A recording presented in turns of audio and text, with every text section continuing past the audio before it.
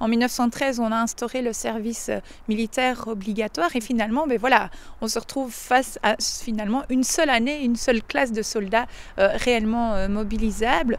On espère atteindre les 350 000 soldats, on en aura près de 200 000, plus une 20 000, on compte près de 20 000 volontaires qui, dès le 1er août, dans les quelques jours qui suivent, cet appel à la mobilisation, vont aller s'enrôler. Il faut savoir qu'on part avec un certain optimisme, cette mobilisation se fait finalement relativement dans l'ordre, dans le calme. Les armées allemandes n'ont pas encore franchi la frontière, il n'y a pas encore eu d'ultimatum véritablement lancé par les armées allemandes.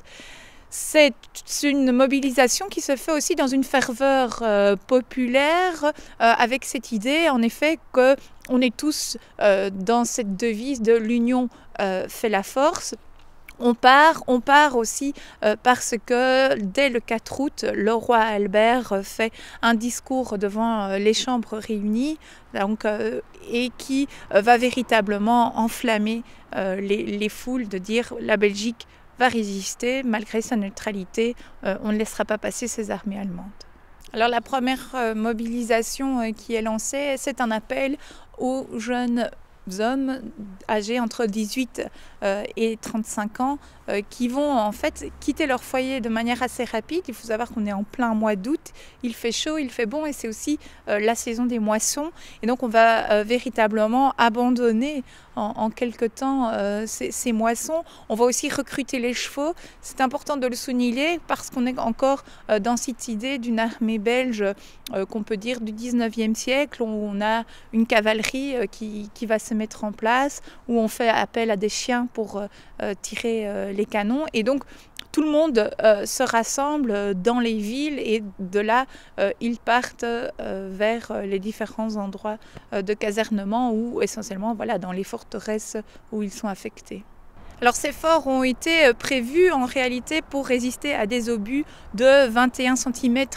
de calibre et donc l'armée allemande qui elle s'équipe depuis la défaite de 1870-1871, elle va arriver avec un matériel on peut le dire moderne, le début de cette guerre industrielle avec des obus beaucoup plus conséquents de 42 cm voire plus d'une tonne qui sont lancés par d'énormes machines telles que la fameuse Grosse Bertha, et les forts de Liège tout comme ceux de Namur n'ont pas du tout été prévus pour résister à de tels obus. Ça va véritablement être un déluge à l'intérieur de ces forts où les obus cassent tout sur leur passage et font surtout un bruit assourdissant. Il faut savoir qu'au 6 août,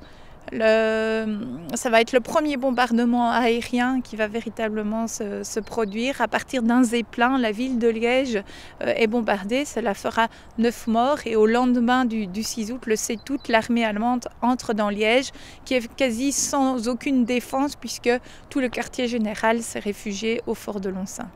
Alors il faut savoir que sur la toile d'Alfred Bastien, finalement on voit très peu les forts de Liège, la position fortifiée de Liège, tout simplement parce que c'était bien prévu dans les vallons de cette région Mosane. Les forts étaient enterrés souterrains et donc on ne les voit pas, et Alfred Bastien a voulu représenter finalement ces premiers événements du début de ce conflit d'août 14, du 5 août 1914,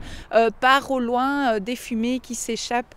au-delà des collines Mosanes. L'armée allemande déferle sur la Belgique le 4 août à Gemenich à 9 h du matin et dès le 5 août, la position fortifiée de Liège est bombardée